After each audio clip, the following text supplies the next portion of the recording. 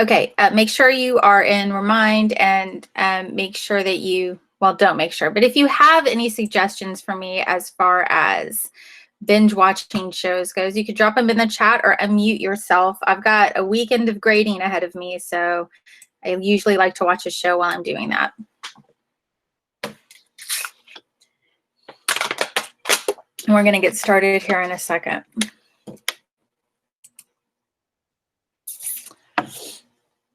Okay, let's get started.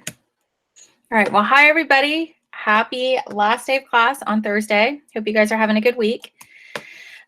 Today we're going to talk about the exam. Dun, dun, dun. We're not going to talk a whole lot about it, but I do want to talk to you guys about the exam because I think that it is important. So, okay. All right, this class is all about the exam, and this class is not about the exam at all. So it's both things, and I know that that just seems weird, but let me explain what I mean by that, okay? So obviously this class is about the exam. The point of this class is that you take a test at the end of it, and if you get a qualifying score, you'll get college credit, right? So yeah, we have to think about the exam as we are moving our way through the class. And the exam is important, but this is not a test prep class. And so we are not going to be prepping for the exam all year long. We're going to be learning about literature. And as we learn about literature, I think you will find that you are prepared for the exam. That's our goal. I also don't want you to stress about passing or failing the exam. You get the score you get, and that's totally fine. Many students, when they get to college, find they're not prepared for college work, right? That was me when I got to college. I walked into my first literature class and everybody was talking about all this stuff they'd read, and I had read maybe one novel, and I was like, I had a huge learning curve trying to catch up. And so some students actually fail their first English class, but that won't be you guys, all right? So if you get a qualifying score, you'll test out of your first English class. And if you don't get a qualifying score, you're going to have this base of knowledge that when you get there, you'll get what the professor is saying, and it's going to be so much easier for you. So this class is a win for you, whether or not you get a qualifying score, right? So I don't want you to worry about your score on the test. I'd like for you to get whatever score you'd like, right? A high qualifying score would be awesome. But you're going to benefit from this class no matter what. So just know we are thinking about the exam, but it's not a test prep class. Okay, so let's talk about the exam and what it looks like. It's your typical AP exam. You will have two sections. One is multiple choice. That'll be an hour, and that is worth 45% of the exam. It'll be about 55 questions. The next is going to be free response. So you'll have 3 essay type questions. One will be about poetry. One will be about prose, which could be like short fiction or a play, a drama. And then the last one is going to be about a topic, a theme, character development. Some issue we'll be studying this year, and you'll get to pick any novel you want to respond to that question. So it's important that you've read novels. I've got 2 slated for us to read, and then, I've got some others in mind that we could read depending on what kind of time we have, okay? And you are welcome to read novels on your own outside of class. It doesn't have to be assigned to you.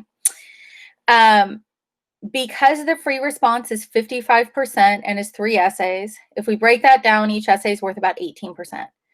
And so that makes multiple choice, which is worth 45%, pretty important. So when we do exam practice, it'll be through multiple choice type questions, because that's kind of where we could make the biggest impact, if that makes sense, since that one piece is worth 45%.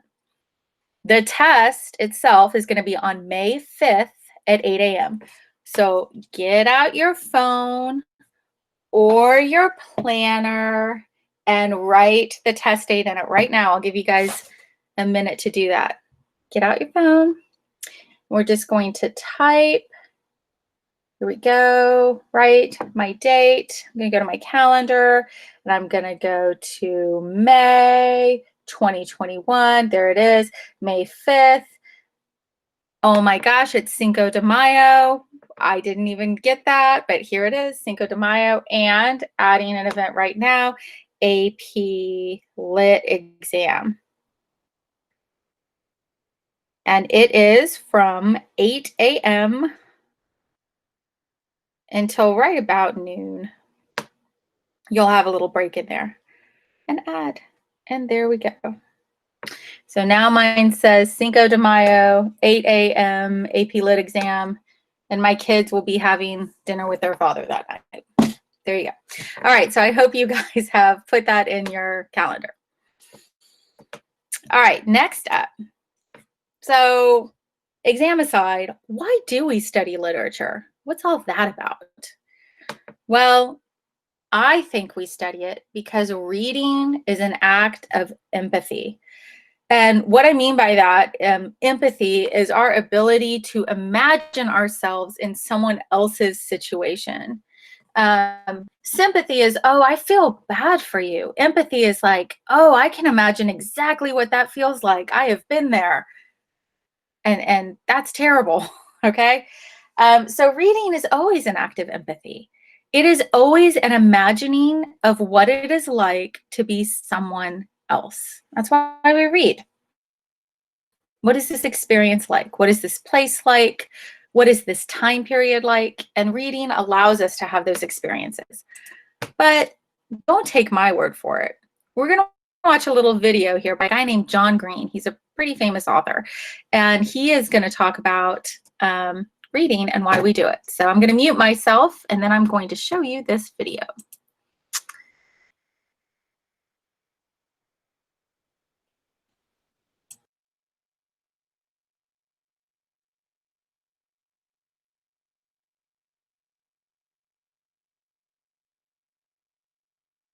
Good to see you. Yeah, hey, what's with the polka dots? What do you mean? Polka dots are out. It's polka. Hi, I'm John Green, and this is Crash Course. Can we get these books to roll in the future? It doesn't feel like Crash Course unless there's a roll in.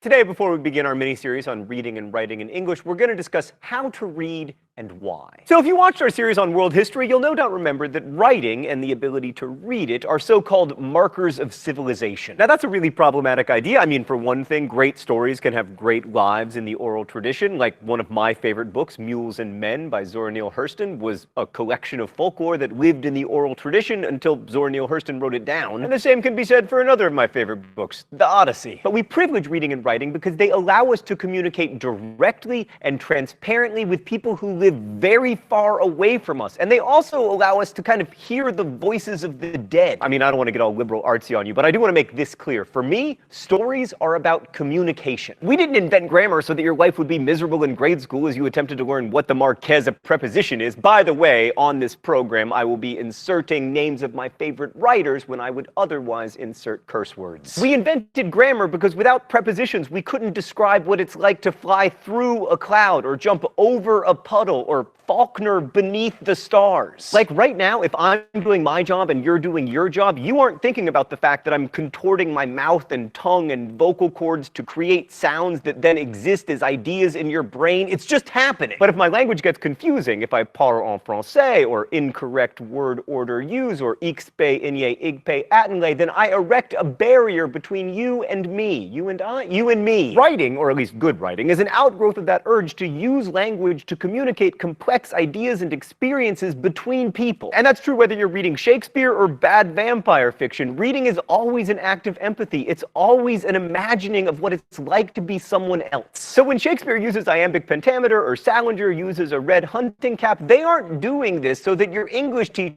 will have something to torture you with. They're doing it, at least if they're doing it on purpose, so the story can have a bigger and better life in your mind. But for the record, the question of whether they're doing it on purpose is not a very interesting question. Oh, we're still doing open letters? An open letter to authorial intent. But first, let's see what's in the secret compartment today. Oh, It's a boat beating against the current, borne back ceaselessly into the past. Dear authorial intent, as an author, let me speak to you directly. You don't matter! Look, I'm not willing to go as far as the postmodernists and say that the author is dead, because that would make me very nervous. However, the author is not that important. Whether an author intended a symbolic resonance to exist in her book is irrelevant. All that matters is whether it's there, because the book does not exist for the benefit of the author. The book exists for the benefit of you. If we as readers can have a bigger and richer experience with the world as a result of reading a symbol, and that symbol wasn't intended by the author, we still win! Yes, inevitably, reading is a conversation between an author and a reader. But give yourself some power in that conversation, reader! Go out there and make a world! Best wishes, John Green. Here's the thing. It is extremely hard to get other people to feel what we are feeling. Like, you may have experienced this in your own life. Say my college girlfriend broke up with me, and she did. I want to explain what I'm feeling to my best in the entire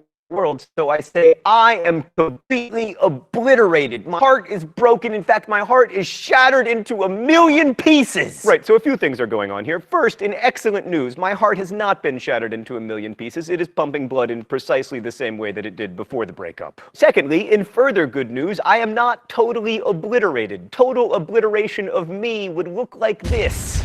I'm using the techniques of hyperbole in the case of obliteration and metaphor in the case of my broken heart to try to describe the things that are happening inside of me. But because I'm not using particularly compelling or original figurative language, my friend may struggle to empathize with me. And this is my best friend in the entire world. Now imagine that you're trying to communicate far more complicated and nuanced experiences and emotions, and instead of just trying to communicate them to your best friend, you're trying to talk to strangers, some of whom may live very far away, and in fact live centuries after your death. Not only that, but instead of this happening during a pleasant conversation, they are reading your dry, dead text on a page. They can't hear your intonation or see the tears dripping from your cheeks, even though it turns out that this breakup is going to be one of the best things that ever happened to you. So that is the challenge that Shakespeare faces, and it's also the challenge that you face whenever you write for an audience, whether it's a novel or a pedantic YouTube comment about the accuracy of our Gallifreyan. Hush, this is fantastic Gallifreyan. So I'm going to ask you to read critically, to look closely at a text and pay attention to the subtle ways the author is trying to communicate the full complexity of human experience.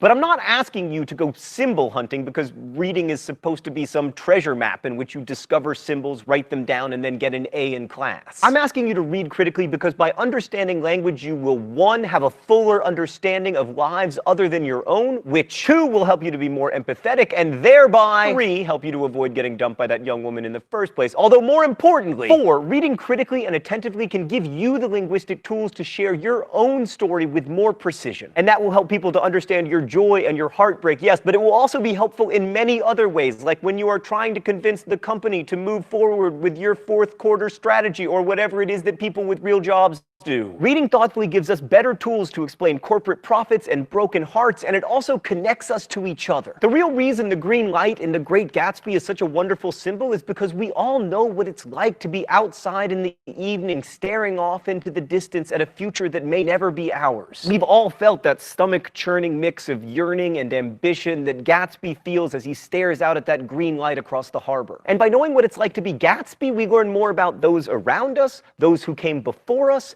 and we learn more about ourselves. So over the next few weeks, we'll be reading not just Gatsby, but also Romeo and Juliet, some poetry by Emily Dickinson, and The Catcher in the Rye. There are links to get all of these books in the video info below. We'll begin with Romeo and Juliet next week. I'll see you then. Crash Course is produced and directed by Stan Miller. Our script supervisor is Meredith Dang.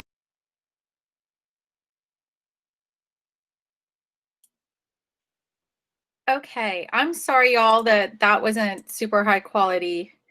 I fear that's probably my internet, so I'm sorry. There'll be a link in the slides if you want to watch it again.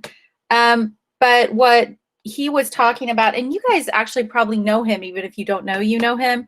He wrote The Fault in Our Stars, Looking for Alaska, Paper Towns, Turtles All the Way Down, An Abundance of Catherines. He is that author. And so what he's talking about here is why it's important to read and what it means to read. I have some other things, some other reasons why we read literature. reading literature makes us better readers. Anytime we practice something, that makes us better at doing that thing. And y'all know this if you play sports, games, an instrument.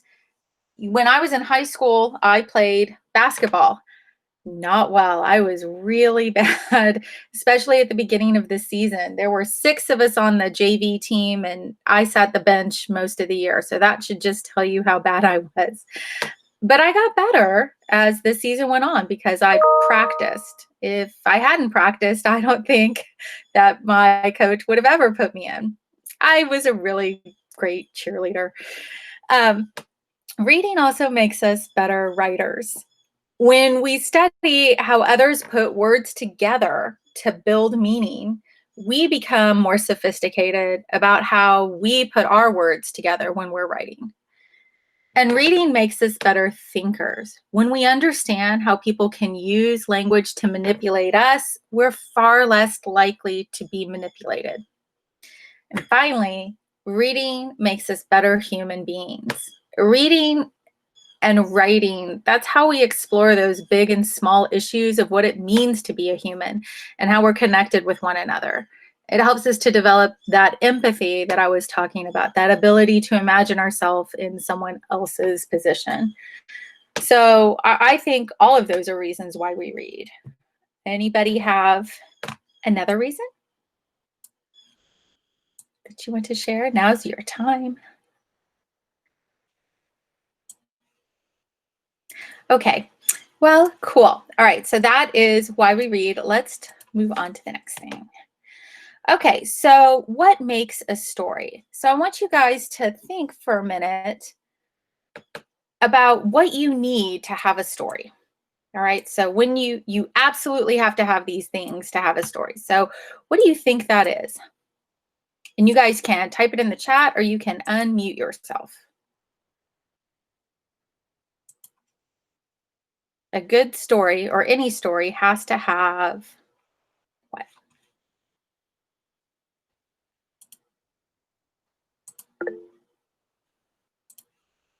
Okay, some type of conflict.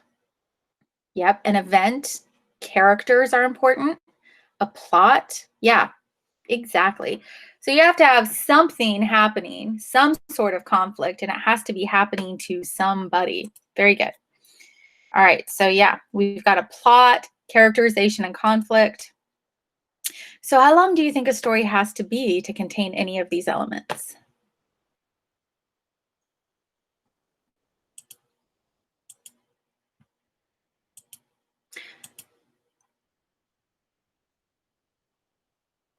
The teacher answer is however long it needs to be, right? It could be a paragraph, maybe less. It could be pages more. I don't know, Jared. I'm just asking how long you think, how long you think it would need to be. A lot of people, when they look at stories, think, oh my gosh, I don't want to read that. It's going to be so long. So what we're going to do today is we're actually going to analyze 4 stories. One story is 1 page long. One story is a half a page long. One story is 2 sentences long. And one story is 6 words long. Okay, so pretty short stories. And I want you to think about whether or not they count as stories and how they work with plot and character and setting and conflict and all of that stuff, okay?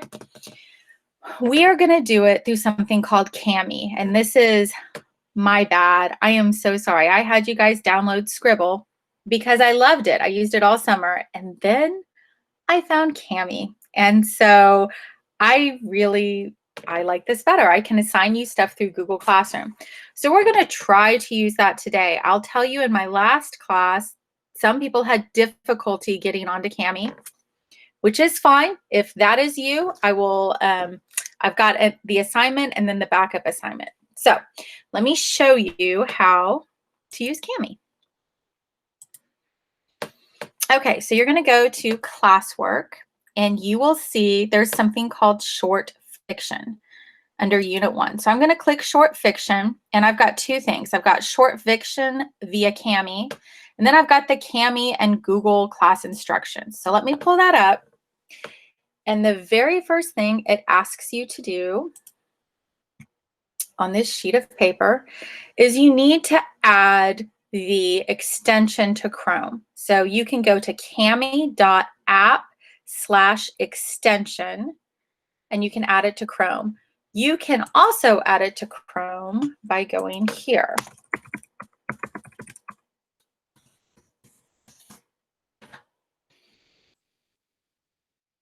Okay. All right, I believe that I did that backwards.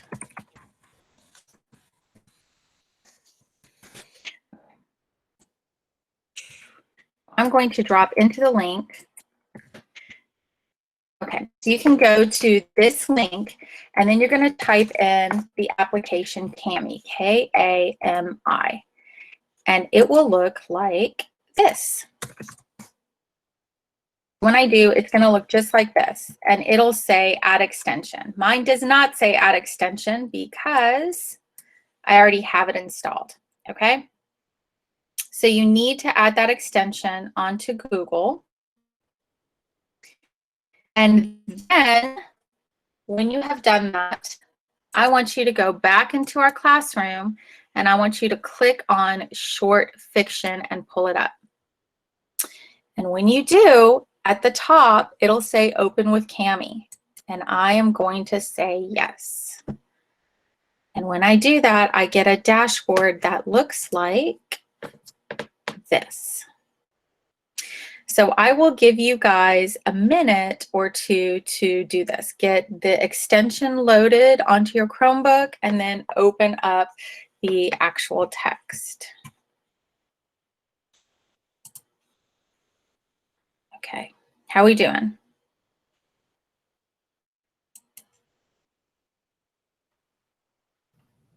It's not letting me. Okay. Yeah, it's not letting me either. It's not letting you access Kami? No. Did you go to the extension that I put, the Chrome, in the chat? Let me see. I didn't. Okay. I did have this issue in the earlier class, and about half the students were able to get on and half the students were not.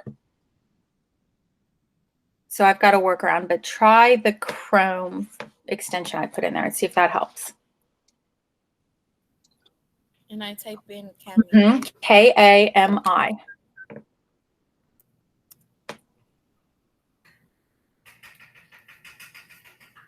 So it should look like this. This is the picture of what you want.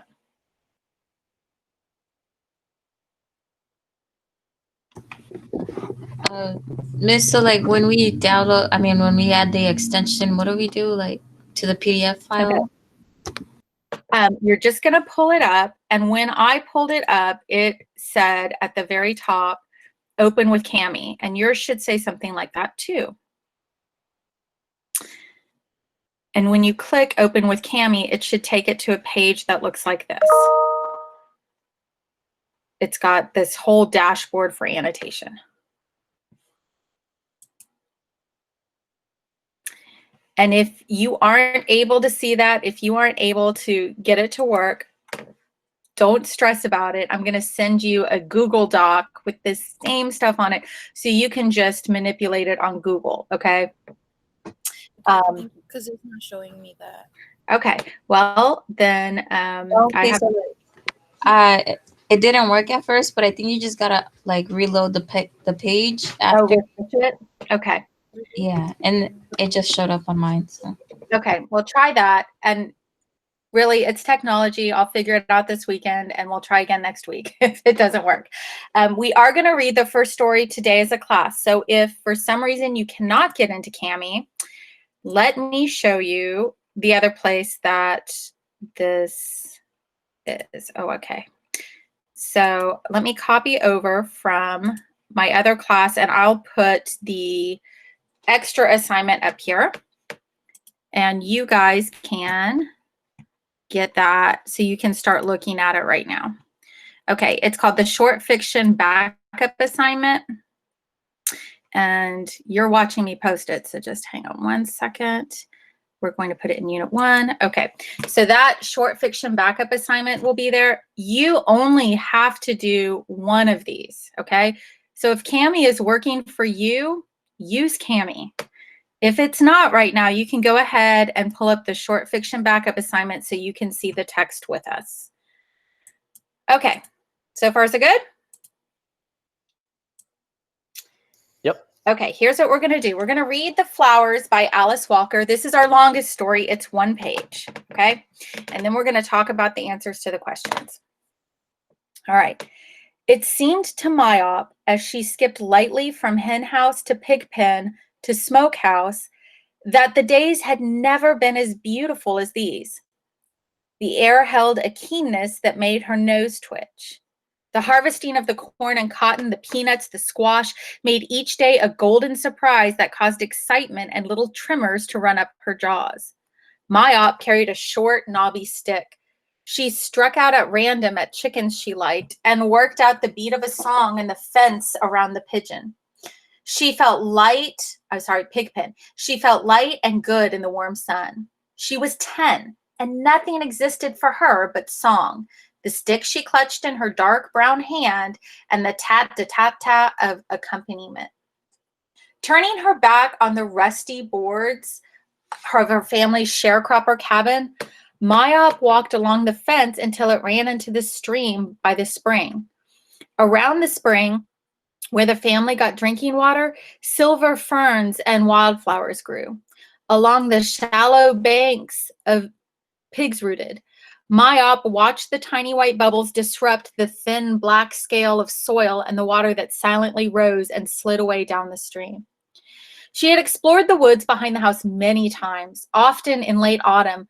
Her mother took her to gather nuts among the fallen leaves, and today she made her own path, bouncing this way and that way, vaguely keeping an eye out for snakes. She found, in addition to various common but pretty ferns and leaves, an armful of strange blue flowers with velvety ridges and sweet suds bush full of the brown, fragrant buds. By 12 o'clock, her arms laden with the sprigs of her findings, she was a mile or more from home. She had often been as far before, but the strangeness of the land made it not as pleasant as her usual haunts. It seemed gloomy, like the cove in which she found herself. The air was damp. The silence was close and deep. Myop began to circle back to the house, back to the peacefulness of the morning. It was then she stepped smack into his eyes. Her heel became lodged in the broken ridge between brow and nose, and she reached down quickly, unafraid to free herself. It was only when she saw his naked grin that she gave a little yelp of surprise. He had been a tall man. From feet to neck, covered a long space. His head lay beside him. When she pushed back the leaves and layers of earth and debris, Myop saw that he had large white teeth, and all of them cracked or broken. Long fingers and very big bones. All his clothes had rotted away except some threads of blue denim from his overalls. The buckles of the overalls had turned green. Myop gazed around the spot with interest. Very near where she'd stepped into the head was a wild pink rose. And as she picked it to add to her bundle, she noticed a raised mound, a ring around the rose's root. It was the rotted remains of a noose. A bit of shredding plow line, now blending benignly into the soil, and an overhanging limb of a great spreading oak clung another piece. Frayed, rotted, bleached, and frazzled, barely there, but spinning restlessly in the breeze. Myop laid down her flowers, and summer was over. So what's happening here? What's our plot?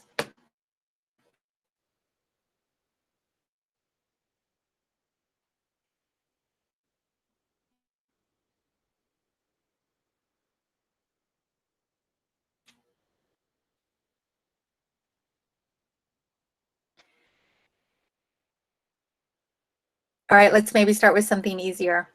Look at the second question. If you scroll down, who are the characters in this text and how are they characterized? So who are our characters?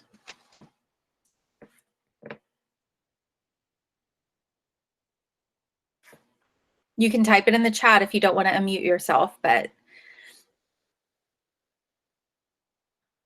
who are our people? Myop, for sure. Yeah. The little girl. And how is she described? What can you tell me about her? Like, how old is she? She's 10. What does she look like?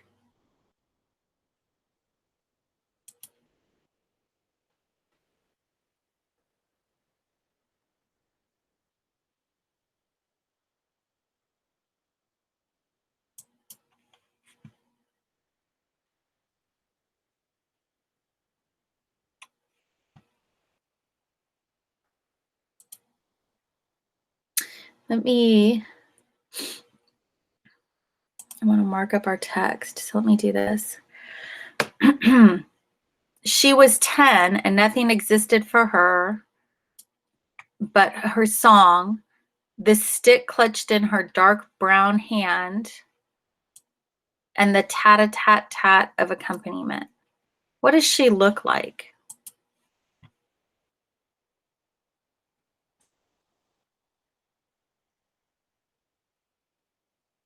What's her ethnicity?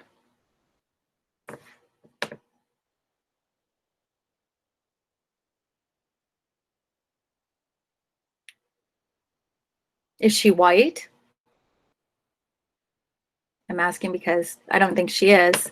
I'm making an inference here because of what I just highlighted in her dark brown hand.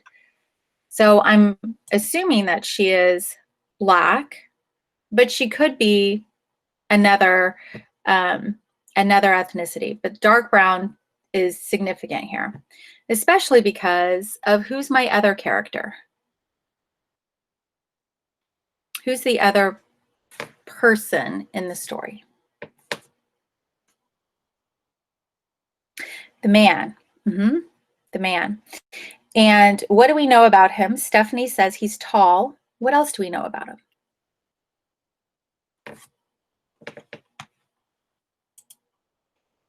If I come down here and I look,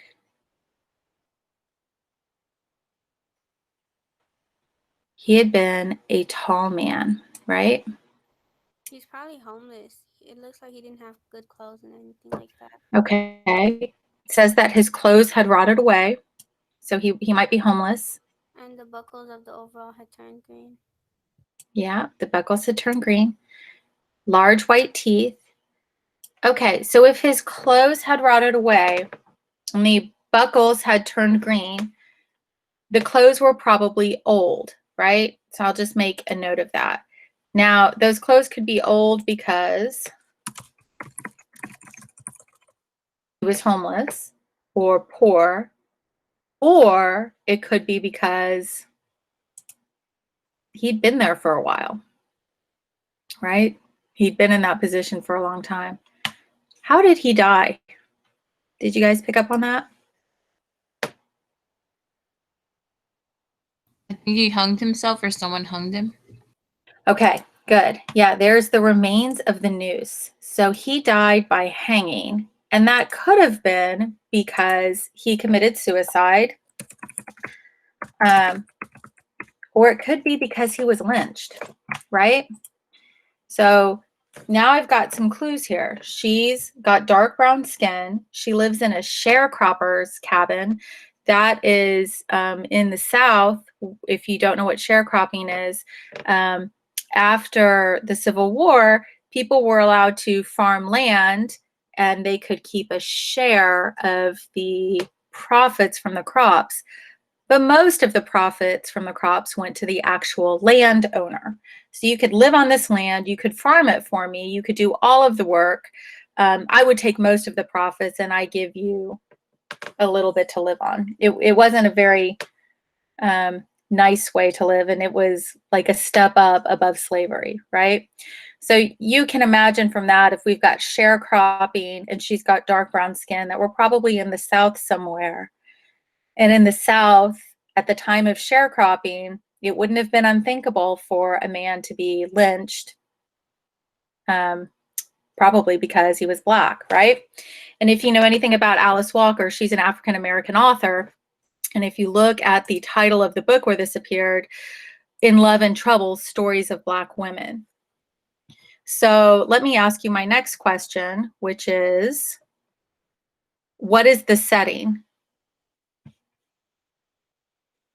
How is that described? And you guys can talk to me or you can type it out. And I just kind of, I guess, told y'all some of it. So where is this story taking place?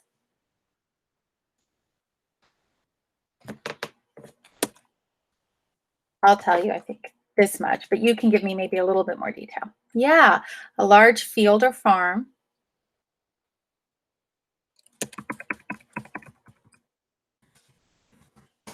I think it's in the South because of the sharecropping cabin. It doesn't explicitly say that, it's implied. And they mentioned the woods where she went to pick flowers. So someplace in the country, not a city. Okay, good. Okay, what's this central conflict here? What's her conflict?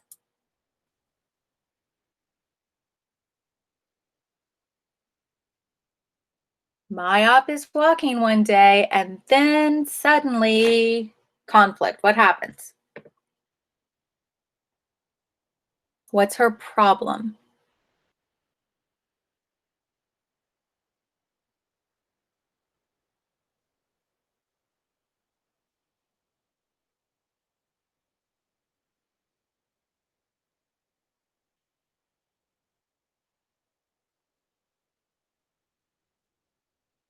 Does she stumble upon the dead man? She does.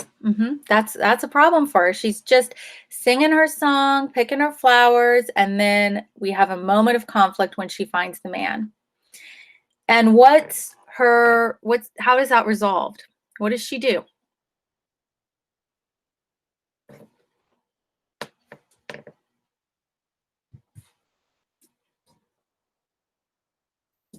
Does she just keep walking? Just do it? She does. Well, she ends up going back home, but let's look and see what it says. Okay, she noticed, she gazed at the spot with interest. Very near where she'd stepped into the head was a wild pink rose, and as she picked it up to add to her bundle, she noticed a raised mound, a ring around the rose's root. It was the rotted remains of a noose, a bit of shredding plow line now blending benignly into the soil. An overhanging limb of a great spreading oak clung another piece. Frayed, rotted, bleached, and frazzled, barely there, but spinning restlessly in the breeze. Mayop laid down her flowers, and the summer was over. So for her resolution when she finds the body, I mean, I think it's implied she might go home, but her reaction to that is she lays down her flowers. She stops her carefree summer once she realizes how this man had died. And so that's the resolution. Let's do this last question here. Well, the next to last question. What is missing or excluded from the story? What doesn't the author tell us? He doesn't tell us exactly how that guy was, lynched or if he even committed suicide. Okay, so we don't know how the man was killed. Why do you think the author doesn't tell us? Why doesn't she give us that information? Suspense, or like. Okay, it could be suspense for sure. Or maybe it wasn't necessary for the story because maybe it's just about her and not the man. Okay, keeps the focus on Mayop. Good. What's other stuff we don't know? Something that a student brought up in an earlier class was the man's name. We never know his name. What do you think the author does that? Mayop gets name.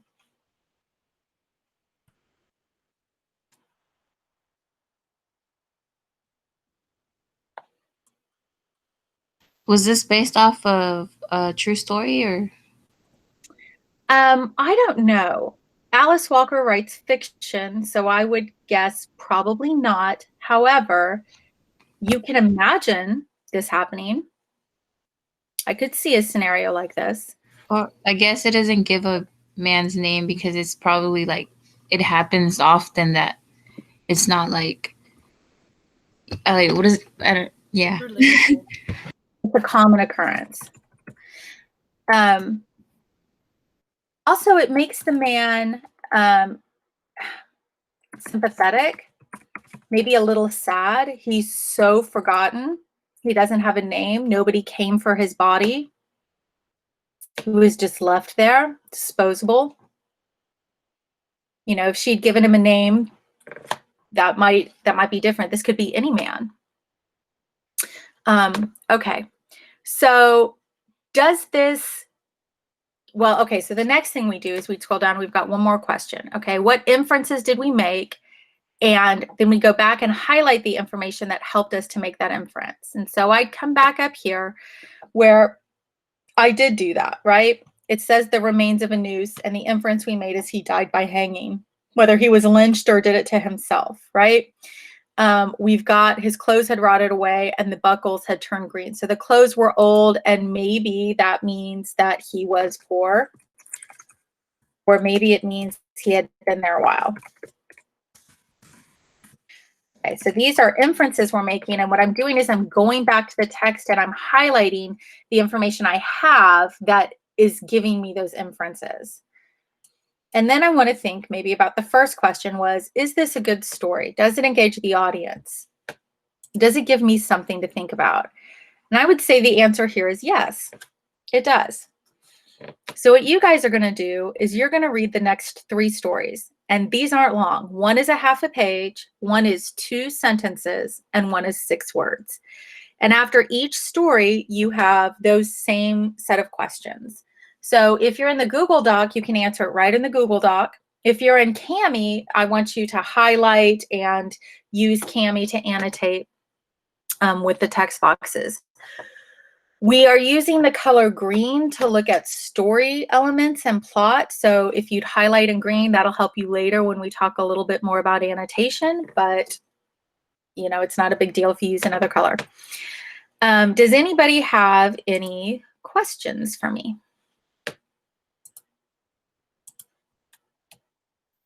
When is it due?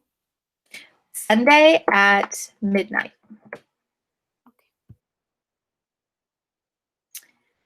Okay, so that is all that I have today. I can let you guys go. It's about 15 minutes earlier than I would. I'm sorry, then I would let you go. We still have 15 minutes of class left, so you are welcome to stay here and work. If you'd like, I will be here and you can just ask me questions if you have them. You're welcome to work on your own. I'd prefer you use Kami, but if you can't get that to work for you, please use the Google Doc.